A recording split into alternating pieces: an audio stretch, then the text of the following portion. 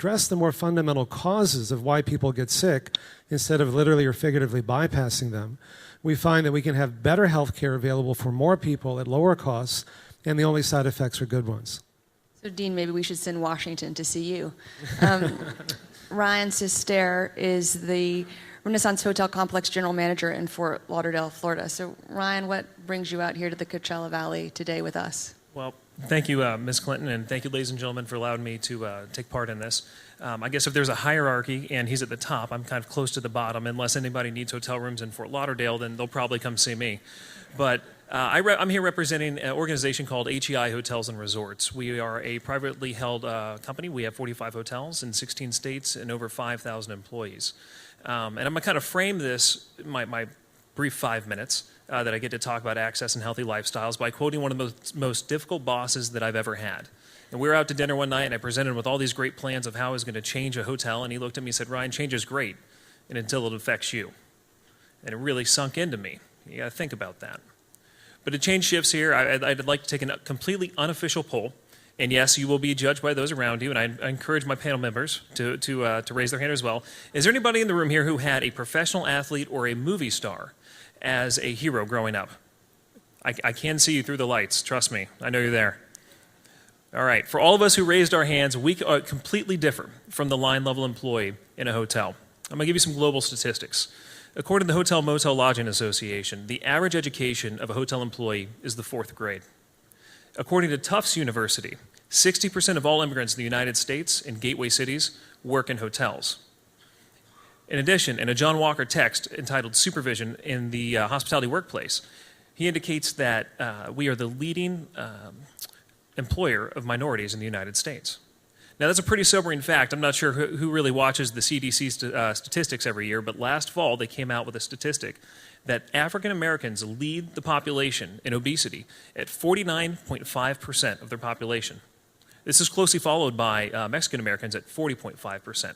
And these are our employees. So in 2010, things changed. They really did. And I kind of want to use my company as a microcosm as to what can be accomplished. First of all, as we all know and we can all respect, healthcare costs continue to rise. In 2010, it became so burdensome to both the employee and the employer that we figured that the only way to make a change was to change behavior. So the first thing we did is we partnered with Cigna Healthcare, and we came up with a consumer-driven insurance program. And I know there's a lot of health insurance people in here, but for those of us in the hotel industry, this is very, very unique. In fact, we're one of 2 companies that are currently taking this program. Through our tools, you can go online, you can shop for any sort of procedure, and we kind of joke about shopping for a heart surgeon. But really, the level of clarity of where your insurance dollars are going to a non-healthcare worker is absolutely staggering. Then we offer, as many of my colleagues have said, complimentary biometric screenings for all of our employees. During these screenings, you can get everything from your BMI, your blood pressure, and other key statistics. And more importantly, we give you ways to make these things better.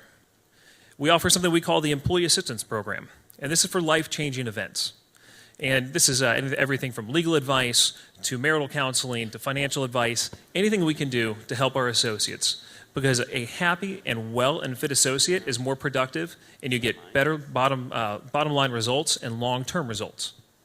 Now, I did want to point out something that I said that all of these items are complementary. They're complementary because we believe that the uninsured and the underinsured should get the same access as those of us who have insurance. Now, we took things to a different level. We started going down from the macro level to the micro level. We changed our employee meal program.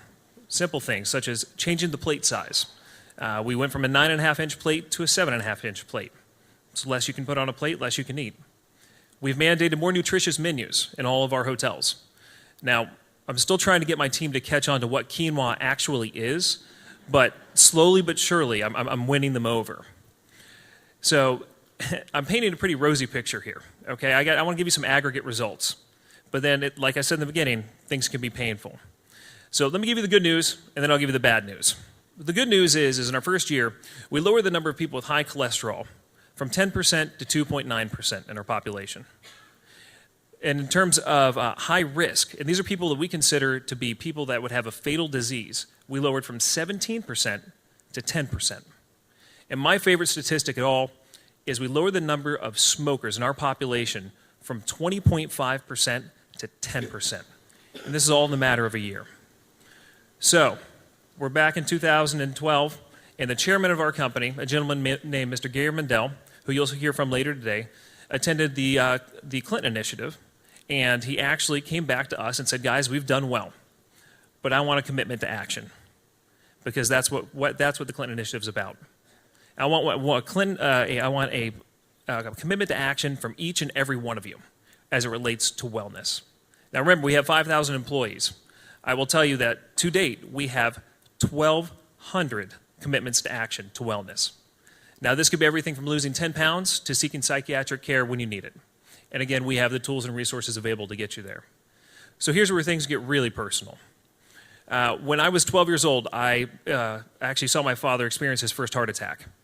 Now, as a father myself, I have 2 young boys, and I married my high school sweetheart, who continues to keep me around, and I think she wants to keep me around. So I made a pledge to make myself heart healthy. That was my commitment to action. I'm down 42 pounds, and this is over the course of 6 months, and my cholesterol levels are astounding even to my doctor. So thank you, but thank you. It was for me. It was for them, not for me, by all means. But I've got an even better story for you. There's an individual that works in my organization, and her name's Cherry. Cherry lost both her husband and her mother the same year.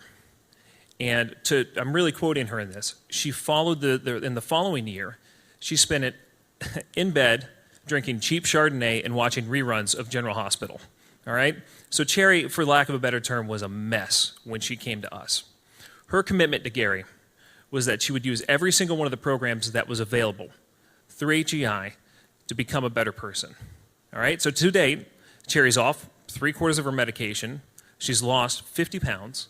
And not that age makes a difference, but Cherry's a good 20-plus years my senior. She's dating a very nice gentleman who's 5 years my junior. So I'm telling you that it works.